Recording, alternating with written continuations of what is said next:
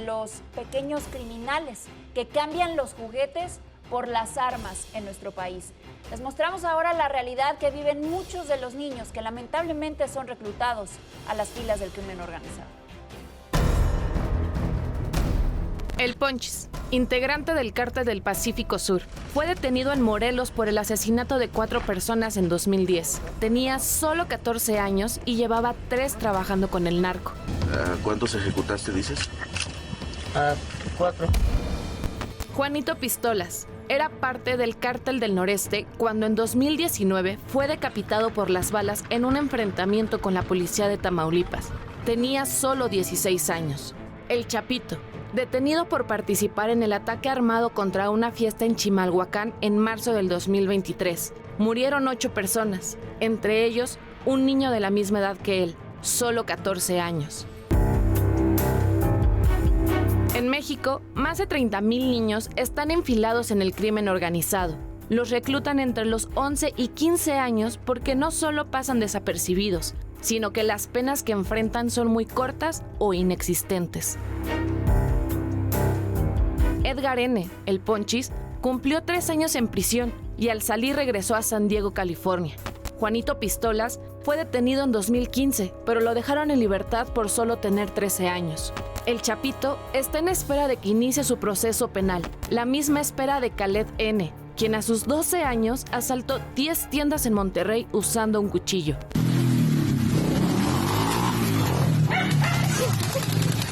Enfrentarán un sistema penal para menores que juzga basado en la edad y no en lo violento de sus actos. Mientras, en algunas regiones del país, niños juegan a ser sicarios. Raquel Mira, Fuerza Informativa Azteca. Daniel Vergara es vicepresidente de Asuntos Legislativos de la Academia de Derecho Penal del Colegio de Abogados de México. Abogado, gracias por estar con nosotros. Bienvenido. Buenos días, gracias por la invitación. Buenos días a las buenos partes. días. Básicamente estamos hablando de niños criminales en este país. Sí, por desgracia se ha destapado mucho lo que es los delitos que cometen los menores infractores. Y esto a raíz de qué sería la conclusión y el origen del problema. Sabemos que los grandes cárteles, incluso los jefes de la droga, se han dedicado incluso a lanzar, quizá por actos de terrorismo, que los menores se integren a sus bandas delictivas. Obviamente, al ellos no tener una pena de cárcel, se hace este llamado para los mismos y puedan ejecutar sus crímenes directamente con adolescentes. Abogado, entonces lo que nos está diciendo básicamente es, ¿puedo tener o puede haber un chavito de 17 años que esté por cumplir los 18 y puede cometer un crimen atroz, asesinato, violación o algo así? Entonces, ¿cuánto le esperaría? ¿No habría tanto cárcel? ¿Cuánto sería el máximo? ¿Cómo está ahí la cosa? De 17 años, la Corte Interamericana de Derechos Humanos ha establecido incluso que tienen que ser llamados como niños. Ese es el problema. Y los derechos de los niños no se ponderan con ningún otro derecho. Hay un interés superior incluso de los menores y por eso ellos tienen todo este tipo de garantías y hablamos de penas de cárcel. La Ley Integral de Justicia para Adolescentes y Menores Infractores establece que la cárcel debe ser la última ratio, debe ser la última instancia. El sistema está mal diseñado porque incluso debería haber una reinserción social para estos menores infractores para que no salieran a las calles y obviamente a delinquir. Claro. Si tienen 17 años, dependiendo del crimen, lo máximo que podrían pasar en una pena privativa de libertad sería de 5 años. No, es terrible eso, es terrible. Hay varios casos. La semana pasada unos chavos se metieron a una plaza y se robaron 52 celulares. Un chavito de 12 años en Nuevo León fue detenido por asaltar tiendas de conveniencia armado con un arma punzocortante. Y también hay un caso en Chihuahua que pues incluso se llevó al tema legislativo con un joven menor de edad que violentó, agredió a puñaladas a su novia, intentó matarla.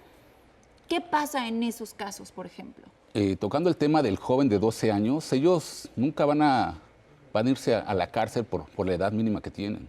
Ya para que sean ellos encarcelados sería de 14 para arriba. Y de 14 la pena máxima son 3 años. Y reiterando incluso que un juez va a ponderar si directamente tienen que estar ellos encarcelados o en un centro para menores penitenciarios. En el caso que nos ocupa de que fue una desgracia, de que esta persona fue y agredió y cometió una conducta. No se llaman delitos los que cometen los adolescentes. Son conductas. Conductas que supuestamente... Ni siquiera, exacto. Conductas que supuestamente deberían ser modificadas y a raíz de un entorno social, de qué familiares vienen, cuál fue la educación que se les tuvo que haber dado.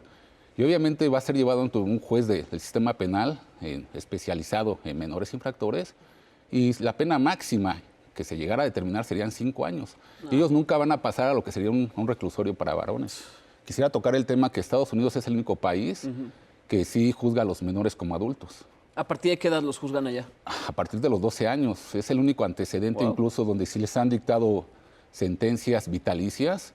Anteriormente también había lo que era la pena de muerte. Esto también en contrario a lo que marcan los convenios internacionales y los convenios a los cuales forma parte. México hay que recordar que firmó tratados internacionales con diversos pactos y los cuales por eso nos rigen y nos regulan directamente. Abogado, usted decía máximo 5 años para un menor de 17. Si es reincidente, ¿tiene un agravante? ¿Pueden aumentar la sanción? Los menores infractores al cumplir su pena, ellos quedan sin antecedentes.